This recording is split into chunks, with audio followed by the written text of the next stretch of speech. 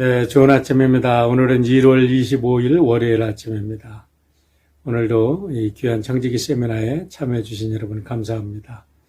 좀 시간 너무나 귀한 말씀들을 우리 목사님들이 열심히 준비해서 이렇게 강의를 해 주시니까 너무나 감사하고 한 번 듣고 끝낼 일이 아니라 우리 마음속에 깊이 새게 될 말씀들인 줄 압니다.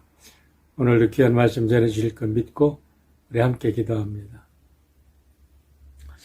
아버지 하나님 감사합니다. 이 코로나가 극성을 부리면서 많은 사람들을 위협하고 있는 때에 우리 교회들이 다시 본질을 찾아가게 하여 주심을 감사합니다. 이러한 때에 우리 연합감리교회 귀한 목사님들을 들어서 교회의 진정한 의미가 무엇인지, 우리가 이 땅에 이 시대에 그리스도인으로 살아가는 것이 무엇인지를 우리가 함께 고민하며 또 내일을 준비하게 하여 주심을 감사합니다. 오늘은 우리 김영복 목사님을 통해서 증인된 삶에 대해서 말씀을 듣습니다. 우리들의 귀와 마음과 우리들의 영혼을 열어주셔서 하나님의 음성으로 듣게 도와주시고 그 귀한 음성이 우리의 앞으로 새롭게 열리는 이 새로운 시대에 우리 가정을 통해서, 우리 기업을 통해서, 교회를 통해서, 우리 매일의 삶을 통하여 어떻게 그리스도인의 증인의 삶을 살게 될 것인지, 또 오늘 특별히 증인으로 행복한 교회를 이루는 우리 새 주제에 맞는 귀한 말씀 바로 듣고 우리 모든 성도들 하나님이 기뻐하시는 증인으로 거듭나는 귀한 시간 되도록 축복하여 주시옵소서. 감사드리며 예수님의 이름으로 기도합니다. 아멘. 네, 감사합니다. 오늘은 우리 워싱턴 사김의 교회 김영복 목사님께서 증인이란 무엇인가에 대해서 말씀을 전해 주시는데요. 우리 김영복 목사님은 옛날에 우리 협성신학교 교수도 하시고 또 워싱턴 연합감리교회를 10년 이상 섬기시다가 이제 자원에서 사퇴를 하시고 워싱턴 사김의 교회를 지금 개척하셨어요. 네, 그래서 새롭게 섬기고 계신데 오늘 증인에 대한 귀한 말씀을 전해 주실 것입니다. 우리가 올해 우리 증인되어 행복한 교회라는 주제를 주신 우리 하나님 말씀 생각하면서 오늘 말씀 잘 들으시길 바랍니다. 감사합니다.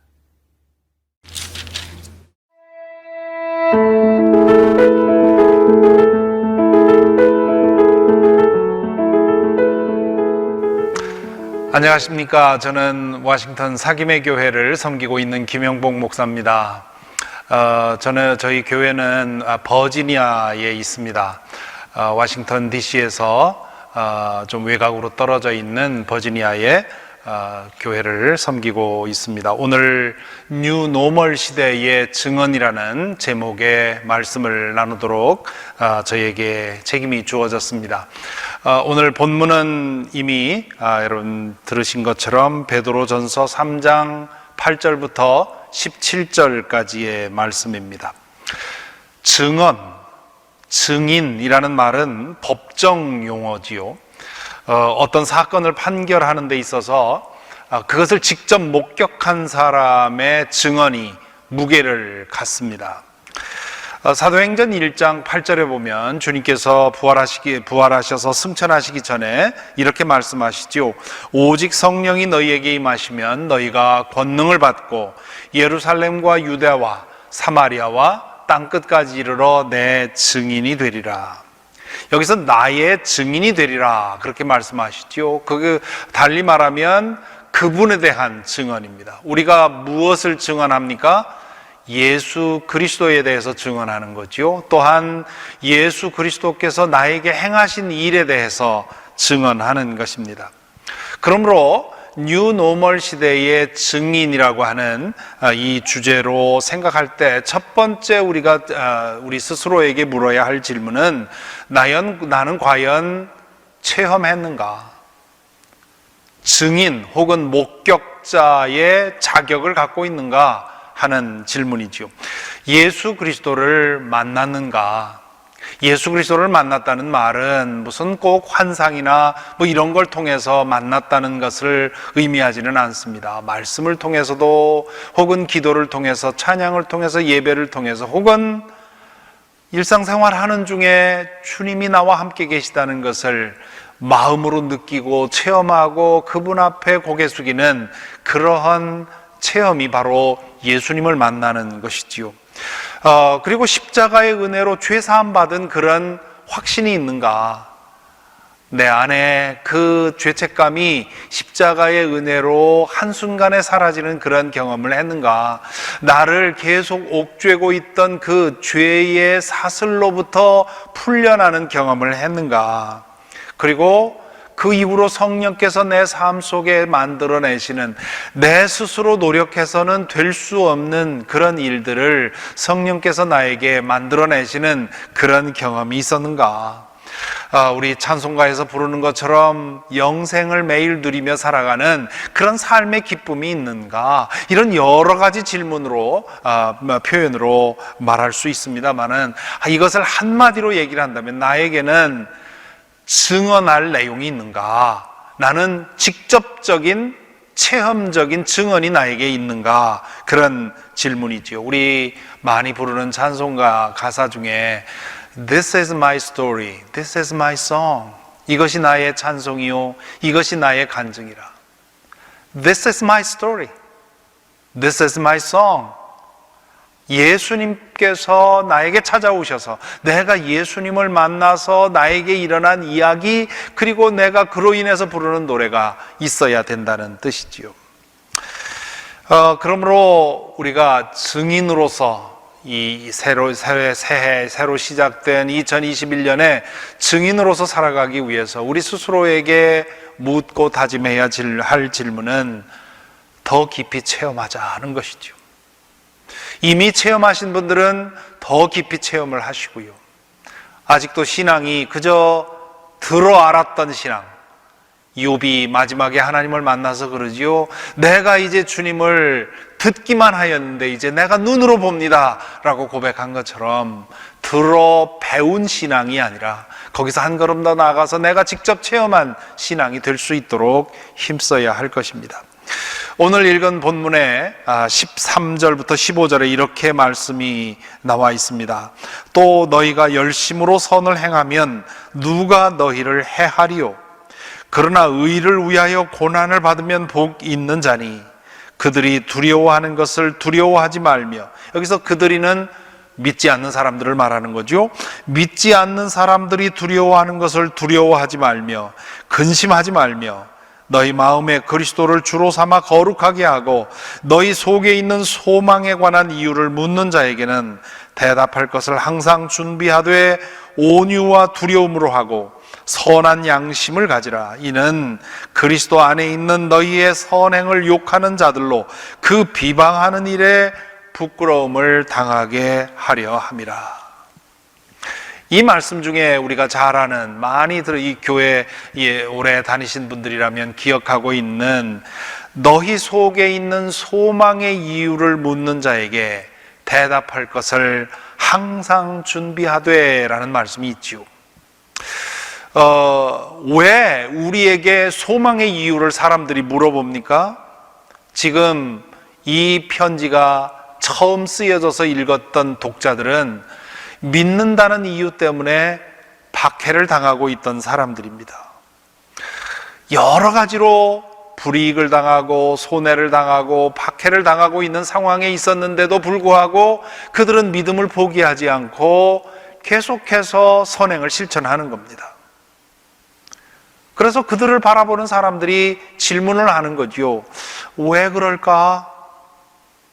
저 사람들은 왜 저렇게 손해와 희생을 감수하면서도 믿음을 지키려는 것이고 마치 바보가 된 사람들처럼 저렇게 꾸준히 선하게 거룩하게 살려고 노력하는 것일까? 질문을 하는 겁니다. 그들을 그런 의문을 가지고 그들을 지켜보니 그들에게는 뭔가 바라는 것이 있는 것 같아요. 뭔가 믿는 것이 있는 것 같아요. 그들의 얼굴 표정도 그렇고요. 일하는 방식도 그렇고요, 살아가는 방식도 그렇고, 말하는 태도도 그렇고, 무언가 저 사람들에게는 뒷배가 있는 것 같은 느낌이 드는 겁니다. 그렇지 않고는 그러한 희생을 당하면서 그렇게 살아갈 이유가 없는 것이지요. 그래서 그들이 믿는 사람들에게 묻는 겁니다. 도대체 당신은 무엇을 믿고 있어? 무엇을 믿고 있기 때문에 그렇게 살아가는 것이요? 라고 묻는 것이지요. 그럴 때 대답할 것을 준비하고 있으라고 얘기를 합니다. 지금 우리는 코비드 19으로 인해서 오래도록 어려움을 당하고 있습니다. 이 말씀을 듣는 때 여러분이 저희가 지금 이 말씀을 드릴 때보다 2개월, 3개월 늦게 더 많이 이 코비드 19의 상황을 살고 있겠죠. 이 코비드 19에 1년 넘게 이런 고통을 받고 있는 우리 시대에 이 말씀은 매우 중요합니다. 왜냐하면 이런 상황에서 우리의 믿음이 살아있다면, 믿지 않는 사람들이 우리를 보고 당신들은 이 상황에서 어떻게 그렇게 살고 있소라고 질문할 것이 분명하기 때문입니다. 그런데 불행한 현실은 한국에서도 그렇고 미국에서도 그렇고, 이 팬데믹 중에 믿지 않는 사람들이 그리스도인들을 보고 감탄하고 놀라는 것이 아니라 오히려 그리스도인들의 그릇된 행동을 보고 그로 인해서 비난하고 그로 인해서 조롱하고 있습니다. 세상의 걱정거리가 되었고요, 교회가 세상의 말썽거리가 되고 있지 않습니까? 우리의 삶을 통해서 우리가 믿는 믿음과 우리가 가지고 있는 소망이 빛을 낸 것이 아니라 오히려 우리의 아집과 우리의 욕망과 우리의 고집 불통에 우리의 모습이 드러나게 된 것입니다. 베드로전서 3장 14절에 보면 이런 말씀을 합니다. 그러나 의를 위하여 고난을 받으면 복 있는 자니 그들이 두려워하는 것을 두려워하지 말며 근심하지 말고, 그렇게 말합니다. 여기 그들이라는 말은 믿지 않는 사람들을 말하는 거죠. 이게 꼭 우리를 두고 하는 말 같지 않습니까? 믿지 않는 사람들이 이 팬데믹 기간 동안에 두려워하고 근심하는 것처럼 당신들도 그렇게 살지 마십시오 하는 말입니다. 뭘 두려워합니까? 왜 근심합니까? 감염되면 어쩌나, 실직되면 어쩌나, 돈이 떨어지면 어쩌나, 살아남지 못하면 어쩌나. 이 모든 근심과 걱정거리는 사실은 중요한 것입니다. 많은 사람들이 지금 실직하고 있고요, 많은 사람들이 죽어가고 있지 않습니까? 지금 현재 미국 통계를 따지면 1000명 중에 1명이 지금 죽고 있다는 것 아닙니까?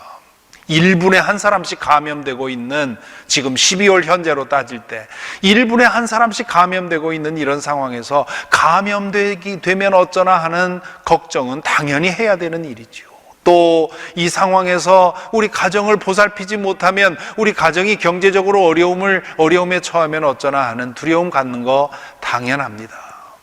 그러나 그 두려움에 짓눌려서는 안 되는 것이지요. 조심하는 것과 두려워하는 것은 다릅니다. 루즈벨트 대통령이 세계대전 중에 그 취임 연설 중에 하나가 아주 유명한 말이 있죠. 1933년인가요? 많은 사람들이 이거 어떻게 살아가야 할까? 1차 대전 후에 두려워할 때 루즈벨트 대통령이 뭐라고 했습니까? The only thing we have to fear is fear itself. 우리가 두려워할 유일한 대상은 두려움 자체입니다. 두려움은 우리를 포로로 만듭니다. 두려움이 주인이 되면 우리를 무력화시킵니다. 두려움이 주인이 되면 우리를 마비시킵니다. 그러므로 믿음 안에서 영원한 것에 대한 참된 소망을 가진 사람들은 이 팬데믹 기간에 충분히 조심하고 충분히 대비하지만, 그러나 두려움이 주인이 되어서 두려움에 짓눌려 살아가지는 않습니다. 그 대신에 그러면 어떻게 살아갑니까? 15절에 보면 너희 마음에 그리스도를 주로 삼아, 그렇게 말합니다. 너희 마음에 그리스도를 주로 삼으라. 두려움이 너희의 마음을 다스리게 하지 말고 예수 그리스도께서 여러분의 마음을 다스리게 하라고 말을 합니다. 예수 그리스도가 우리의 마음의 주인으로 다스리게 되면 우리는 그리스도 안에서 두려움을 이겨내고, 그리고 이 팬데믹 중에도 우리가 마땅히 해야 할 일들을 감당하며 살아갈 수 있습니다. 왜냐하면 그분께서 우리에게 믿음과 담대함과 소망을 주시기 때문입니다. 어떤 소망입니까? 하나님께서 지켜주신다고 하는 소망, 하나님께서 우리가 당하고 있는 이 고난을 통해서 우리를 정금같이 연단해 내실 것이라고 하는 소망, 하나님 나라에 대한 소망, 영원한 생명에 대한 소망, 새하늘과 새 땅에서 부활에 참여할 것이라고 하는 소망. 혹시 이 기간 동안에 이 팬데믹으로 인해서 내가 세상의 목숨을 잃는다 해도 결국 영원한 생명은 나에게 주어져 있다고 하는 그런 소망, 잃을 것이 아무것도 없다고 하는 소망, 이 소망이 우리로 하여금 우리의 얼굴 표정을 다르게 만들고, 말하는 방법을 다르게 만들고, 행동하는 방식을 다르게 만듭니다. 그렇기 때문에 믿지 않는 사람들이 그런 우리의 모습을 보고는 처음에는 조롱하고 무시하고 모욕할 수 있습니다. 그러나 시간이 지나면 궁금해하는 거지요. 도대체 당신들은 무엇을 믿길래 그러느냐? 당신의 뒷배가 무엇이길래 이렇게 어려운 기간 동안에도 그렇게 든든하게 살아가느냐? 질문하게 됩니다. 따라서 증인으로 살아가기 위해서 우리는 먼저 우리의 믿음을 제대로 돌아보아야 합니다. 내가 체험에 근거한 믿음인지, 나에게 다른 사람에게 들려줄 만한 내 삶의 이야기가 있는지를 돌아보아야 합니다. 그리고 그런 것이 없다면 그런 것이 내 안에 생길 수 있도록 더 영적 생활을 힘써야 할 것입니다. 제 고등학교 동창 이야기를 하나 나눕니다. 제가 10여 년 전에 디트로이트의 어느 교회로부터 초청을 받아서 집회를 하게 되었습니다. 그런데 며칠 후에 그곳으로 가기 며칠 전에 저에게 연락이 왔습니다. 메일이 왔는데 혹시 어느 고등학교 나온 누구 아니냐고 그런 메일이 왔습니다. 알고 보니까 제 고등학교 동기 친구가 그 교회 교인인 겁니다. 주보에 나와 있는 제 이름을 보고는 혹시 그 친구가 아닐까 싶어서 저에게 연락을 한 것이지요. 저는 반가워서 우리 가게 되면 꼭 식사 한번 합시다, 그렇게 얘기를 하고는 그 집회 중에 제 아내와 함께 부부 동반해서 함께 만남을 가졌습니다. 그 친구는 한국에서 큰 그 회사를 다니다가 미국으로 주재원으로 3년 동안 파견을 나왔다가는 회사를 그만두고 미국에서 이제 사업을 하는 친구입니다. 제가 그 친구에게 물어봤습니다. 내 기억에는 네가 고등학교 때 교회를 다니지 않았는데 어떻게 교회를 다니기 시작했느냐? 그때 기독교인들이, 교회 다니는 학생들이 서로 모임도 갖고 했기 때문에 그 기억을 하고 있습니다. 그랬더니 그 친구가 자기가 믿게 된 경위를 얘기를 합니다. 한국의 IMF로 인해서 큰 어려움이 있을 때였죠. 1998년이었나요? 99년 그 어간에 IMF로 인해서 굉장히 많은 중소기업이 도산을 하게 되었죠. 그때 그 친구의 아주 절친 중에 한 사람이 이제 도산을 하게 됩니다. 너무도 갑작스럽게 아주 쫄딱 망하게 돼서 이 친구가 그냥 미국에서 보고만 있을 수가 없어서 급거 귀국을 한 겁니다. 그리고는 그 파산 절차를 모두 도와주고 이제 정리하는 일을 도와준 것이지요. 한 2주 동안 그렇게 가까이에서 친구를 도와주는데 그 친구의 부인의 태도가 아주 자신을 계속 자신에게 의문을 던지더라는 겁니다. 왜냐하면 웬만한 여자들 같으면 그 상황에서 남편에게 화를 낼 수도 있고 그런 상황에 처한 것에 대해서 낙심하고 또 투정할 수도 있고 울고불고 여러 가지 전형적인 그런 상황에서 여성들이 보여주는, 여성만이 아니라 남성들도 마찬가지죠. 그런 상황에서 사람들이 행하게 되는 그런 일반적인 통념을 벗어난 매우 평안하고 침착하고 그러면서 주변 사람들을 돌아보면서 바르게 그 모든 일들을 행하는 것을 보고는 저 사람이 어떻게 저럴 수 있을까 놀랐다는 거죠. 그리고는 가만히 옆에서 보니까 그 사람의 신앙이 그 모든 원인이라는 것을 알게 됐습니다. 그래서 미국으로 돌아오기 한 이틀 전에 호텔에서 집에 전화를 한 겁니다. 아내에게 전화를 해서는 안부 얘기를 주고받다가 마지막에 끝나기 전에 여보, 나 돌아가면 우리 함께 교회 나갑시다. 그렇게 얘기를 했다는 거예요. 그러자 그 아내가 하는 얘기가 무슨 얘기냐고, 진작부터 내 친구들이 교회에 나오자고 하는데, 나오라고 했는데, 당신에게 씨가 먹히지 않을 것 같아서 내가 말도 꺼내지 않았는데, 도대체 무슨 일로 그런 제안을 하느냐고 놀라더라는 것이지요. 그래서 그 이후에 이제 미국 들어와서 그 첫 주부터, 다음 주부터 교회 나오기 시작해서 지금 10년째 신앙생활 하고 있다고 저에게 얘기를 합니다. 때로는 당신이 무엇 때문에 그렇소? 라고 묻지도 않습니다. 이 베드로 사도가 이 편지를 쓸 때는 기독교라고 하는 종교가 소수 종교였기 때문에 사람들이 모르니까 물어봤죠. 오늘 이 시대에는 대부분 사람들이 알지 않습니까? 저 사람의 신앙 때문에 저렇게 하고 있다고 하는 거 주지 않아도 알지요. 그런데 그 반대 이야기가 더 많은 게 우리의 현실 아닙니까? 오래전에 제가 섬겼던 교회에 어느 중직 장로님께서 저에게 어느 날 부탁을 하십니다. 우리 딸아이가 교회 나오질 않는데 목사님 영어 잘하시니까 우리 딸아이를 만나서 좀 설득을 해 주십시오. 그래요. 그래서 연락을 해서 식사 약속을 하고는 대화를 하는 중에 그런 얘기를 했습니다. 아버지께서, 부모님께서 그렇게 바라시는데 왜 교회를 떠나서 하느냐. 그랬더니 그 친구가 하는 얘기가 아버지가 교회 안에서 하는 행동과 집 안에서 하는 행동, 그게 너무 달라서 나는 아버지가 믿는 하나님이 진짜 하나님이라면 난 그 하나님 관심 없습니다.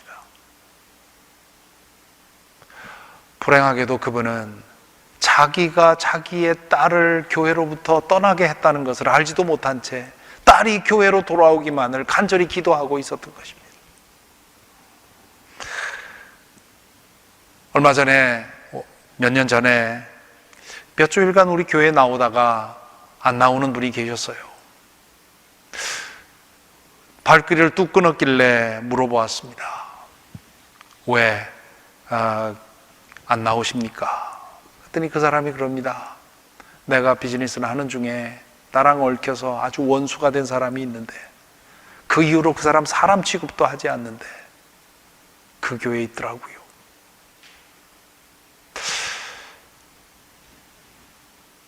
물론 그 사람이 원수가 된 그 사람의 얘기를 들으면 또 다른 얘기가 되겠지요. 하지만 이런 일들이 우리 가운데 얼마나 많습니까? 20세기의 성자라고 하는 마하트마 간디가 힌두교 성자로 알려져 있죠.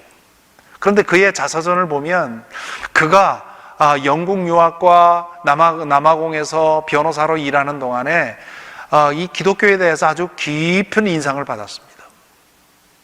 그리고 이 마하트마 간디의 사상과 삶에 가장 큰 영향을 준 것은 예수님의 산상설교입니다.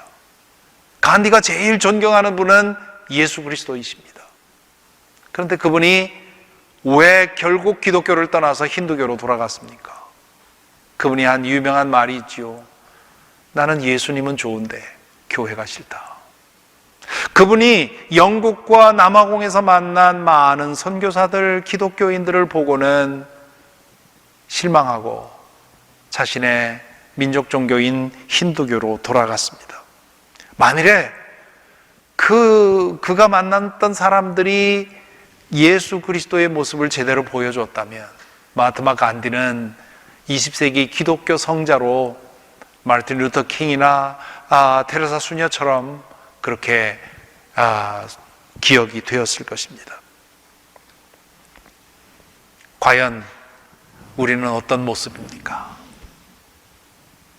경각심을 갖고 더욱더 깨어서 내 삶을 통해서 복음의 빛이 드러날 수 있도록 살아가는 것, 그것이 우리가 힘써야 할 일일 것입니다.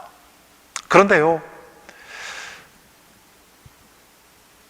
우리의 삶으로 보여주는 것은 시간도 걸리고요.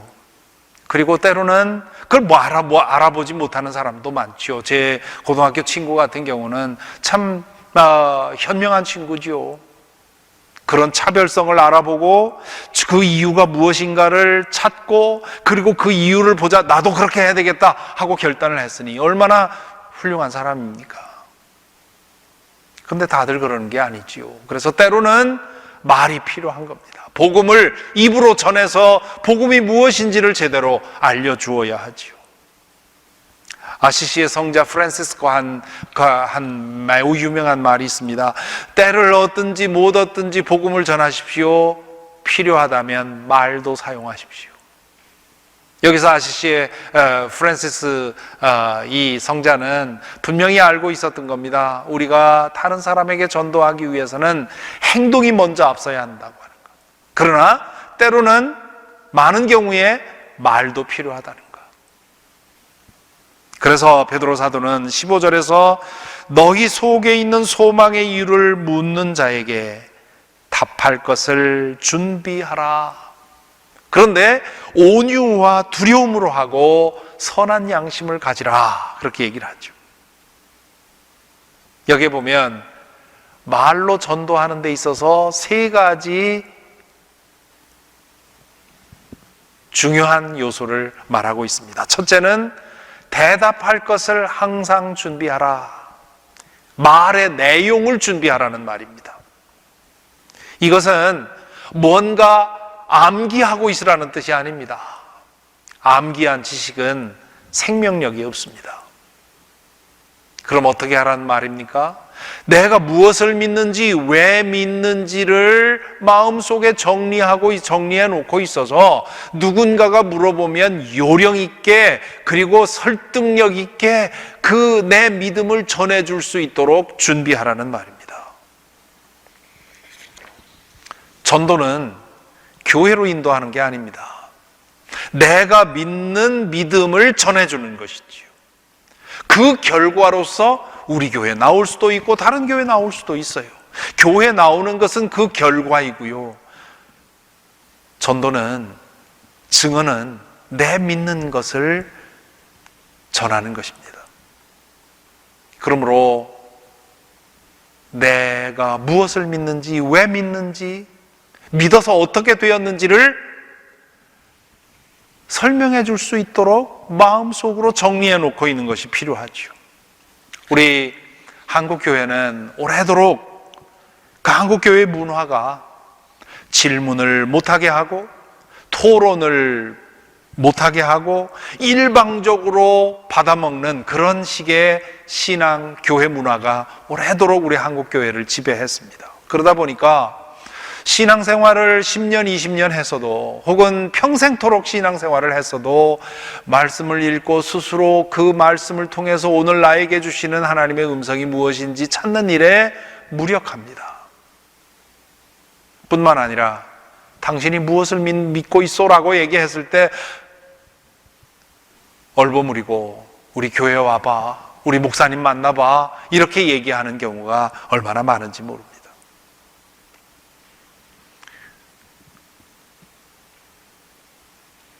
내가 무엇을 믿는지, 왜 믿는지, 그리고 믿어서 어떻게 되었는지, 그리고 앞으로 어떻게 될 건지에 대해서 신학자가 아니더라도, 목사가 아니더라도, 선교사가 아니더라도 그것을 제대로 알고 있어야 하고 그것을 전해줄 수 있어야 하죠.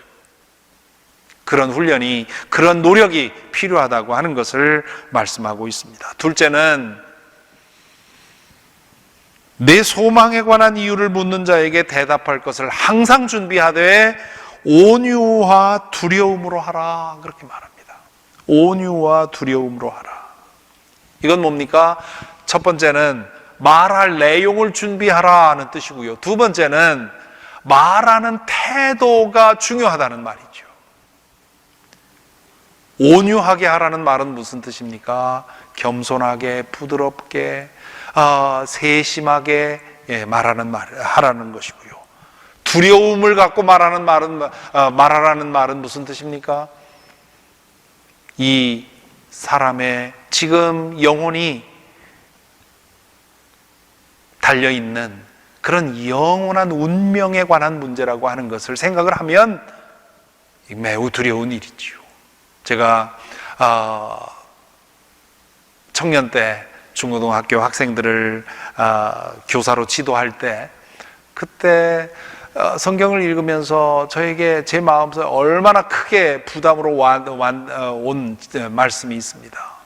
지극히 작은 소자 하나가 실족하게 하는 것은 연자맷돌을 목에 걸고 바다에 빠지는 것이 낫다. 그 말씀을 들으면서 이 가르치는 자의 이 책임이 얼마나 큰지를 생각을 했습니다. 복음을 전하는 자도 마찬가지죠. 그 사람의 영원한 운명이 거기에 걸려 있다고 생각하면 함부로 행할 수가 없습니다. 두려움을 갖고 행하라는 것이지요. 전도라고 하는 것을 우리가 오해할 때는, 많은 분들이 오해하는데, 어떻게 오해하느냐 하면 내가 그 사람을 만나서 전도하는 자리에서 결신을 걷어내야만 전도를 제대로 한 것이라고 생각을 합니다. 그렇지 않습니다. 전도도요, 그 사람이 하나님 앞에 돌아올 때까지 수많은 사람의 기도와 사랑과 헌신과 전도가 쌓여야 하는 것입니다. 그러므로 내가 누군가에게 전도했을 때 그 전도는 그 사람이 하나님에게 돌아올 그 임계점에 이르기까지 쌓아가는 벽돌 중에 하나를 내가 쌓은 것입니다. 다행히 내가 딱 쌓았을 때 탁 넘어와서 결신이 된다면 더 바랄 게 없겠죠. 그럴 땐 정말 감사하지요. 그러나 내가 그 사람을 그 교회로 인도하지 못했다 해도 내가 진실하게 내 신앙을 그 사람에게 전했다면, 그렇다면 전도한 겁니다. 우리의 그 냄비 근성이라고 하나요? 너무 그 조급하게 결과를 보려고 하는 우리의 그 선입견이 우리로 하여금 전도를 못하게 만드는 것이지요. 바울 사도가 고린도전서 9장에서 한 말씀이 있지요. 나는 모든 사람에게 모든 것이 되었다. 지식 있는 사람에게는 지식 있는 사람으로, 무지한 사람에게는 무식한 사람으로, 율법 있는 사람에게는 율법 있는 사람에게로, 이방인에게는 이방인처럼 상대방의 눈높이에 맞추어서 그 사람이 알아듣고 그 사람에게 의미 있는 방식으로 복음을 전했다, 그런 뜻이지요. 온유함과 두려움으로 하라 하는 말씀이 바로 그런 그런 의미입니다. 세 번째로, 첫째로는 말할 것을 항상 준비하라 하는 것이고요. 두 번째는 고압적으로, 일방적으로, 강압적으로, 위협적으로 말하지 말고 온유함과 두려움으로 하라는 것이고, 세 번째는 뭐라고 합니까? 선한 양심을 가지라, 그런 얘기를 합니다. 선한 양심을 가지라는 말은 조금 번역이 만족스럽지 않은데요, 떳떳한 양심을 가지라, 그런 뜻입니다. 말하는 사람의 삶에 대한 얘기입니다. 전도하는 데 있어서 거릴 것이 없게 하라, 그런 얘기입니다. 무엇이 우리를 거리끼게 만듭니까? 숨겨진 죄가 그렇지요.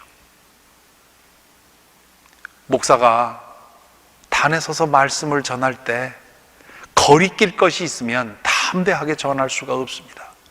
물론 사람이 어떻게 완전할 수 있겠습니까? 하나님 앞에 우리는 다 죄인이고 윤리적으로 완벽한 사람은 없지만 그래도 단에 서서 말씀을 전하기에 거리낌이 없을 정도의 삶은 지켜야 하는 것이 목회자의 소명입니다.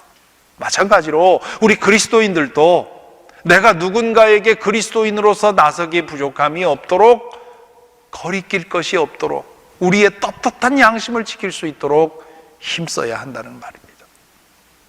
이것이 전도의 세 가지 원리입니다. 첫째는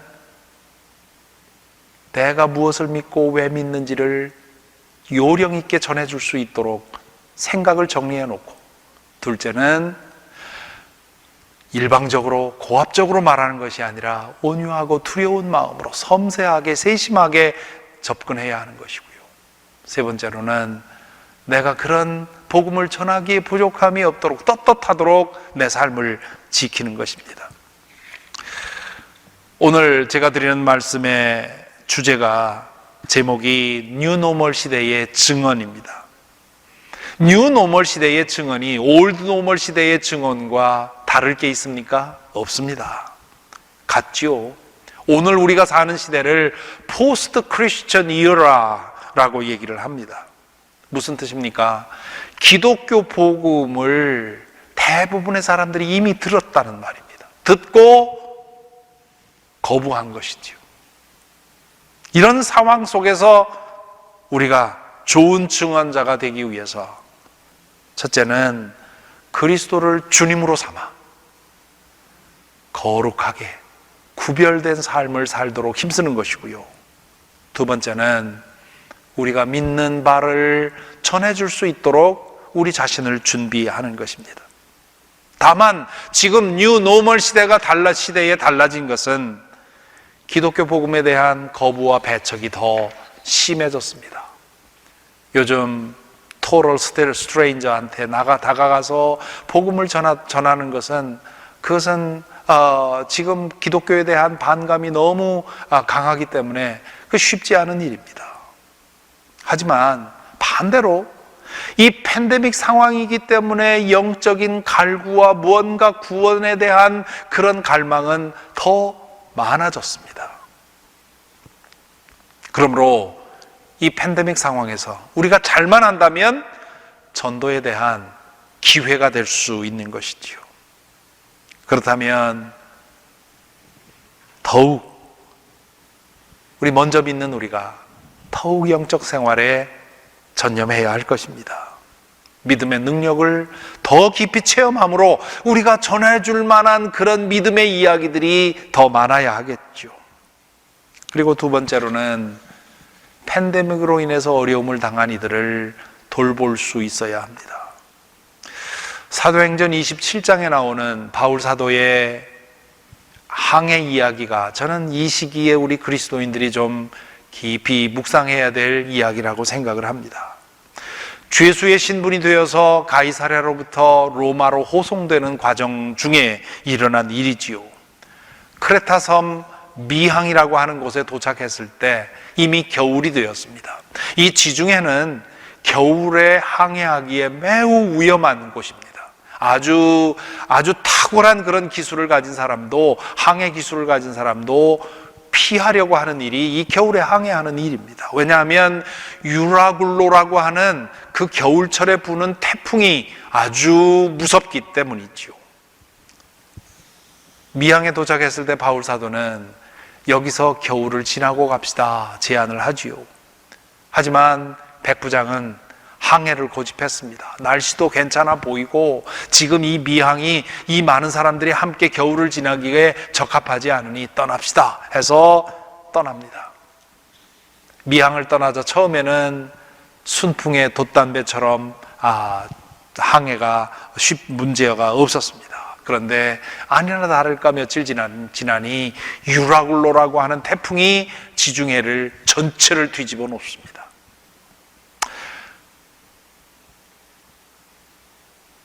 선원들은 이 태풍으로부터 살아남기 위해서 짐을 다 버리고요, 또 항해에 필요한 그런 도구까지도 다 버립니다. 그럼에도 불구하고 소망이 없자 다들 이렇게 표류하다가 재수 좋으면 진짜 사는 것이고 아니면 우리 모두 다 죽게 되었다고 그렇게 자포자기하는 그런 상황에 이르렀습니다. 그런 와중에 바울은 그곳에서 기도하면서 하나님의 음성을 듣지요. 그 기도 중에 비록 풍랑으로 인해서 모든 것을 잃어버리겠지만 아무도 목숨을 상하지 않을 것이라는 말씀을 듣습니다. 그래서 그 말씀을 가지고 바울 사도는 그 배에 타고 있는 사람들을 격려합니다. 여러분들 중에 아무도 목숨을 잃지 않을 것이라고 내가 믿는 하나님이 말씀해 주셨으니 여러분 힘내십시오. 지치지 마십시오. 포기하지 마십시오 하면서 그들을 격려하면서 인도하지요. 그렇게 14일째 표류 끝에 몰타섬 근처에 그 근처로 이 배가 가게 됩니다. 그러자 멀리서 육지가 보이자 이제 그 육지에 그 배가 닿게 되면 물에 내려서 헤엄쳐서 육지까지 가야 되는데 그러려면 힘이 있어야 되지 않습니까? 그러니까 바울 사도가 거기에 있는 모인 사람들에게 그 남은 음식을 내놓으면서 음식을 먹으라고. 사람들이 먹습니까? 뱃멀미 해보신 분들 알겠지만 뱃멀미를 겪을 때 먹는 것만큼 고통스러운 게 없습니다. 그러니까 바울 사도는 음식을 갖다가 사람들 앞에서 그 시연을 합니다. 내가 먹습니다. 여러분도 먹어야 합니다. 먹어서 힘을 차려야 저기에 도착했을 때 무트로 올라갈 수 있습니다. 그러자 그 사람들이 하나 둘씩 음식을 먹기 시작을 하지요.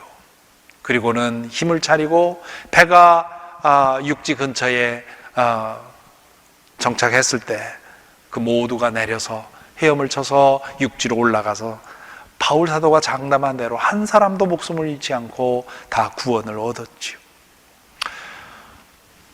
이 팬데믹 기간 중에 우리 교회가 그리스도인들이 이런 역할을 해야 됩니다.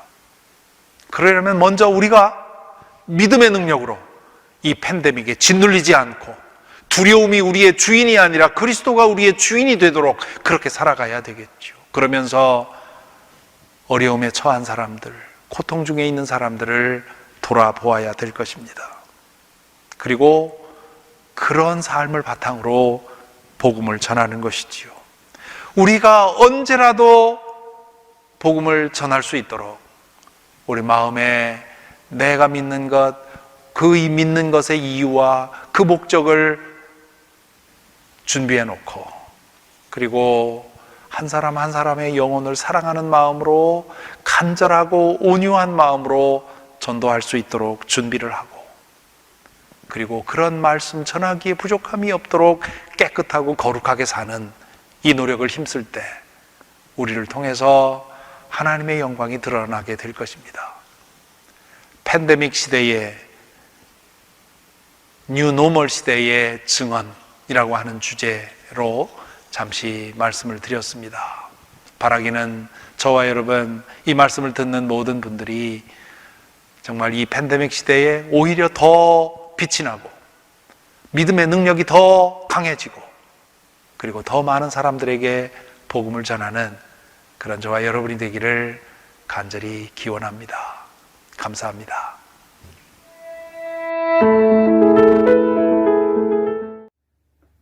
네, 귀한 말씀 잘 들으셨죠? 우리가 매일의 삶 속에서 우리가 그리스도를 삶으로 증거하는 것이 증인됨을 우리에게 잘 설명해 주신 목사님께 감사드립니다. 오늘도 함께 기도할 때에 특별히 우리 모든 성도들 이 코로나 바이러스가 극성인데 한 번도 어려움 당하지 않고 모두 다 잘 극복할 수 있도록 위해서 기도해 주시고요. 또 우리 미국의 새로운 대통령과 행정부가 출범했습니다. 위에서 기도해 주셔서 이들이 통치하는 모든 일들, 계획하는 모든 일들이 우리 미국 시민뿐만 아니라 우리 세계의 평화를 가져오는 귀한 일이 될 수 있도록 우리 행정부를 위해서 대통령을 위해서 계속해서 기도해 주시기를 바랍니다. 그리고 하루속히 우리 모든 시민들이 백신을 주사하고 또 자유롭게 이제 과거의 삶으로 회개할 수 있도록 우리가 자유로운 삶을 우리 비즈니스나 학교 생활이나 예배 생활에 자유롭게 활동할 수 있는 그런 시기가 빨리 돌아오도록 우리 함께 기도합니다. 제가 잠깐 기도드리고 우리 함께 합동 기도하겠습니다. 아버지 하나님 감사합니다. 오늘도 귀한 증인의 삶에 대해서 말씀을 주셨사오니 우리들의 말씀을 우리 귀로 듣고 마음에 새겼사오니 이 말씀으로 인하여 우리가 진정으로 하나님의 보호하심과 인도하심과 또 우리 주 예수 그리스도의 거룩한 십자가의 증인이 되는 귀한 삶으로 이끄시고 축복하여 주시옵소서. 오늘도 우리 귀한 성도들 가정에서 직장에서 또 저의 삶의 일터에서 저희들이 또 어디에 있든지 하나님의 증인으로서 복된 삶 살 수 있도록 축복하여 주시옵기를 예수님의 이름으로 기도하옵나이다. 아멘. 네, 오늘 하루도 기쁨으로 주 안에서 승리하시기를 축원드립니다.